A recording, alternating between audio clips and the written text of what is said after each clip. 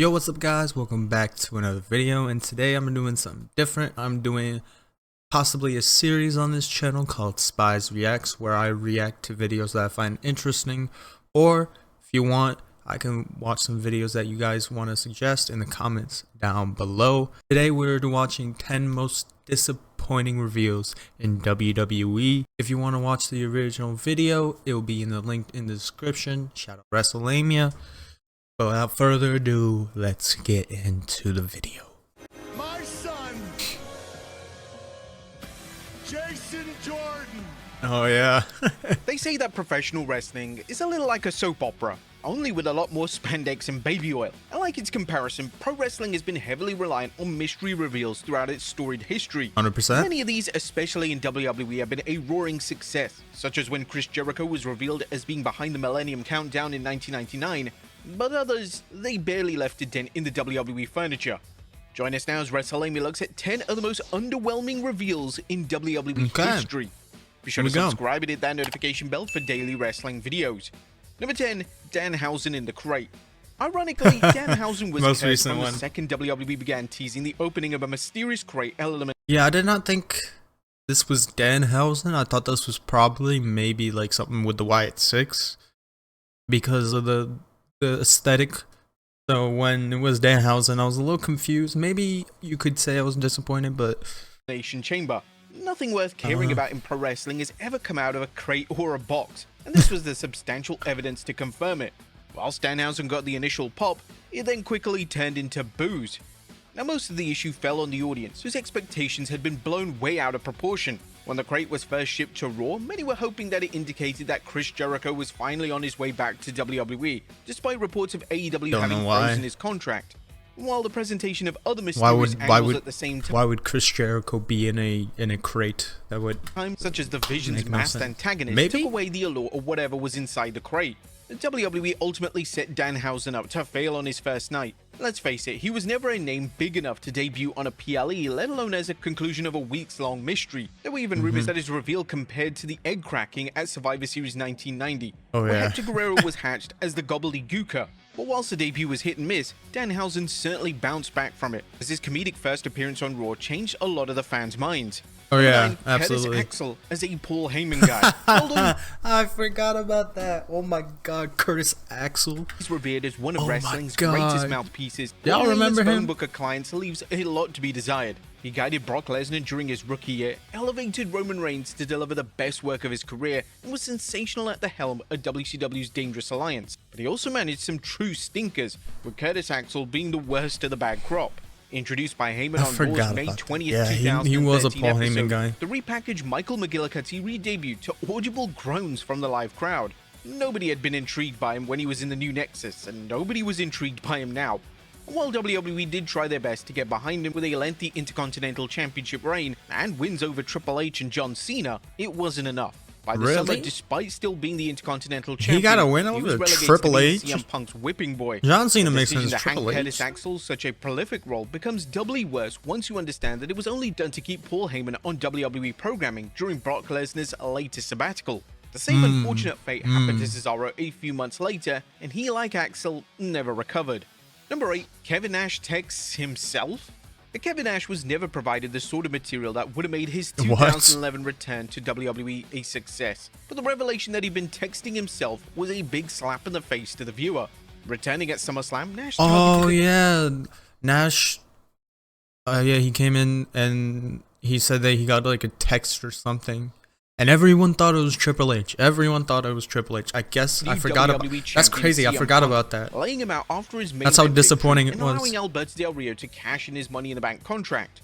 The supposed reason behind this calculated assault was that Triple H, the on-screen chief operating officer, and Kevin Nash's longtime friend behind the scenes, had sent him a text instructing him to attack whoever had won the SummerSlam headliner between CM Punk and John Cena. Right. Now that all sounds fine, but over time, it was made clear that it wasn't the game who had been texting Nash, but rather Kevin Nash texting himself from Triple H's phone.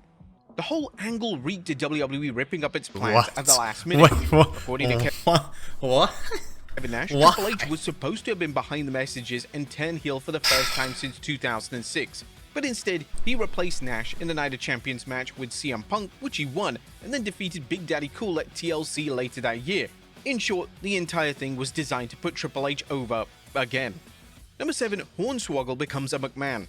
Almost immediately after he was forced to cancel his fake This I would death storyline in light of the Benoit family It was tragedy, funny. Mr. McMahon started It's supposed to be Mr. Kennedy, though. He was the father to an illegitimate son who just so happened to be a WWE superstar. Okay, calling him a superstar might be pushing it, given that it was Hornswoggle who was revealed as being a third-generation McMahon, much to the embarrassment of Mr. McMahon and the delight of Triple H. The live crowd absolutely loathed this reveal, and many online have branded it as one of WWE's worst angles in history, even more so when you learn that the storyline was eventually dropped and Hornswoggle was revealed as actually being the offspring of Finlay. Supposedly the plan was for Mr. Kennedy to be revealed as an illegitimate McMahon, but he was legitimately suspended from WWE after being one of the 11 wrestlers named in a steroid scandal, and he would never receive his chance at superstardom. Yeah, Number 6, Hornswoggle is the anonymous Raw general manager. As if Hornswoggle being revealed Damn, as Mr. Hornswoggle be disappointing everybody. He was once again made the butt of the joke in 2012 when he was unveiled as the anonymous Raw general manager, 1 year after the angle was abruptly dropped. Kevin Egg, a former creative writer for WWE, detailed during a 2016 blog post how Mr. McMahon continually shot down ideas of how to wrap the angle up, his reason being that most people had moved on from it. Ultimately, Hornswoggle was pitched as a joke, but McMahon gave it the thumbs up, and the King of Small Style was unmasked as WWE's Master Keyboard Warrior ahead of Raw 1000 in July of 2012. During an interview with Sports Illustrated, Hornswoggle went into more detail about what exactly was going to happen with him in the role. I would love to do the whole anonymous general manager storyline again. The way it was supposed to turn out was that I was supposed to be this almost mob-style boss character with this Napoleon complex, throwing his power around while running Raw. Obviously, that would have been cool. That way. Now, maybe with those plans, it wouldn't have been that bad. That would have been cool. Eric Rowan's Spider. Oh yeah, I remember this. Yeah, he attacked Roman. He kept attacking Roman, and then he brought out like this cage, and you were wondering what's in there. What's in there? Maybe something synonymous with it, with him or the Wyatt family. No, spider. You get a spider. He has a mystery pet spider for so long that by the time they're ready to do the big reveal, everybody has lost interest in what or who is at the heart of the storyline. But in the case of Eric Rowan's cage, just a nobody bag. was interested from the start. Like, what Drafted was to it? Raw in late 2019, Eric Rowan began carrying a cloth-covered cage to ringside with a supposedly rabid animal inside it. He snapped at anybody who went near the thing, and whatever this thing was, it once bit off Rowan's jobber opponents, drawing blood. Now, this was built up for weeks and weeks until WWE reached the March 2nd, 2020 episode of Raw, where the big reveal happened, and it happened to be a toy spider. It's a fucking Making the reveal spider. even worse was the fact that it took place spider. during a backstage segment, and that it was no way Jose who persuaded Eric to do the big reveal. Once he saw the toy, he sprinted for the hills. The whole thing was a complete joke and a wasted time for everyone involved, instantly killing whatever credibility Rowan had left. Number 4, Rikishi did it for The Rock. Vince McMahon booked himself into a corner at Survivor Series 1999. He knew way ahead of the time that Stone Cold Steve Austin wasn't going to be medically cleared to wrestle, and yet he continued to advertise the main event as being Austin versus Triple H versus The Rock, because he's until on the family, night Austin was a victim of a hit and run, kick-starting a whodunit mystery that stretched until October 2000. But the issue was that the company failed to build up any viable suspects, eventually throwing Rikishi to the wolves as a man behind the wheel. Fans were more bewildered than they were stunned by this, as Rikishi had been the fun-loving partner of Too Cool, but he didn't have the charisma or the star power to thrive in such a heel position. His I Did It for The Rock promo also failed on every level. The Rock was already one of the most prominent wrestlers before Austin was taken out, and was quite literally holding the WWF title while Rikishi was delivering the infamous promo. The further reveal of Triple H being the true mastermind was also terrible, only being done to cover up the company's mistakes in casting Rikishi. The super heavyweight was never viewed the same by fans ever again.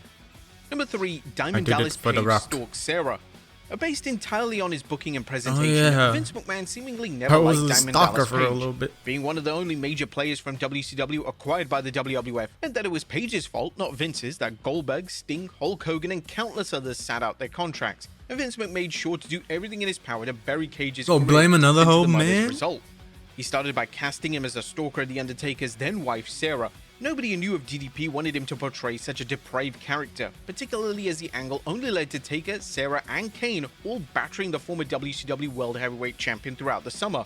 Indeed, Sarah, a non-wrestler, scored a pinfall victory over a man who'd held the big gold belt on 3 occasions. Probably one of the biggest burials in WWE This is history. fucking disrespectful. Peterson stated that he didn't initially realize the impact the storyline would have on his career, as he explained to Ariel Helwani, "If I was in WCW, if they told me that bullshit angle, I'd go, fuck you, seriously? I'm gonna be stalking someone else's wife? I didn't realize there was no reason for me to think that they were going to do, not even give me an opportunity. The thing that it taught me was that you can't be afraid to walk away from the table when you have something that you know they want.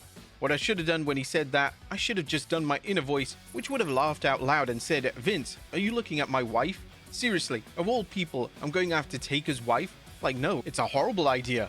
Number 2, the Gobbledygooker. I never really quite knew what Gobbledygooker, to yes expect when sir. the WWF wheeled out a giant egg ahead of 1990's Survivor It was Series. And by the time it was it cracked, they wish they Gobbledygooker. never learned. What hatched inside was the Gobbledygooker, the WWF's supposed new mascot portrayed by Hector Guerrero. He was dressed head to toe in the anthropomorphic turkey costume, danced about the ring with Gene Okerlund, and mumbled a few words, but that was it. After a disastrous house show outing, Hector was canned by the WWF and the turkey was cooked for Christmas. The reveal of what was in the egg had gone down as the most stupid. It was so anticlimactic reveals stupid. in wrestling history. But like with Danhausen in the crate 36 years later, fans' expectations had been blown out of proportion. There was never going to be Ric Flair inside of an egg, just like how it was never going to be Chris Jericho inside a crate. But still, this sucked, and Vince McMahon knew it. And number 1, the higher power. As with most storylines throughout his business career, Vince McMahon had no conclusion in mind when starting the higher power angle, and he ultimately revealed himself as a master manipulator of the corporate ministry. Oh yeah, The reveal itself has been retroactively lauded as a definitive moment of the Attitude Era. However, the angle lacks substance and believability.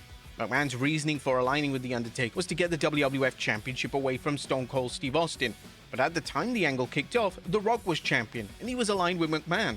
The storyline was quickly wrapped up after this reveal, and the corporate ministry disbanded within 2 months. The Undertaker has spoken candidly about his dislike of the former chairman revealing himself as a higher power in an interview with Shaq Wrestling. It was a huge storyline. I wasn't a big proponent of the higher power being Vince. I just thought it watered the ministry down. Although it led me to abducting Stephanie and all of that, it all works out. But originally, I wasn't really thrilled about the corporate ministry. That really felt watered down to me. It felt like it kind of took away from what we were doing. Although, as I said, we got it back. But there you have it, folks. 10 of the most underwhelming reveals in WWE history. Be sure to leave your comments down below. I'll see you next time with some more wrestling content. Yes sir, appreciate that. That was a good video. Those reels were pretty shit, I ain't gonna lie. But if you guys did enjoy, please do leave a like, comment down below if you want me to react to, I don't know, whatever you want me to react to, I'll react to it. But appreciate you y'all. I'll see y'all when I see y'all. Peace.